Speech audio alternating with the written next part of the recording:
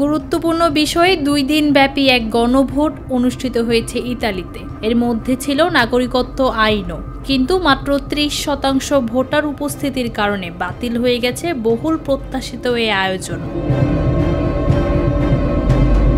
সোমবার এক প্রতিবেদনে তথ্য জানিয়েছে বিবিসি। প্রতিবেদন অনুযায়ী অভিবাসীদের নাগরিকত্বের আবেদন সময়সীমা 10 বছর থেকে কমিয়ে 5 বছর করা, শ্রমিকদের কর্মস্থলে সুরক্ষা বৃদ্ধি এবং দুর্ঘটনার জন্য দায়ীদের শাস্তি নিশ্চিত করার মতো গুরুত্বপূর্ণ প্রস্তাবগুলো অন্তর্ভুক্ত ছিল এই গণভোটে। আদালতের নির্দেশে এই গণভোট আয়োজন করা হয়। তবে ইতালির নির্বাচনী আইন অনুযায়ী কোনো গণভোট বৈধ হতে হলে ভোটার উপস্থিতি কমপক্ষে 50% হতে হয়।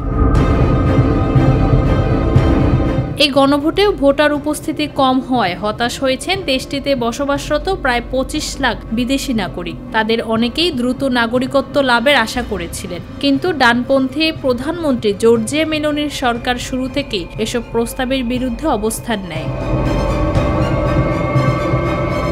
বাংলাদেশি সহ অনেক অভিবাসীর অভিযোগ, কট্টর ডানপন্থী দলগুলোর বিদেশ বিরোধী প্রচারণাই এই ফলাফলের অন্যতম কারণ। এই গণভোট আয়োজনের পেছনে মূল ভূমিকা ছিল বামপন্থী ও মধ্যপন্থী রাজনৈতিক দল, নাগরিক সমাজ এবং একটি প্রধান শ্রমিক ইউনিয়নের। তারা সরকারের বিরোধিতা সত্ত্বেও এই প্রস্তাবগুলো জনসমক্ষে আনতে সক্ষম হয়।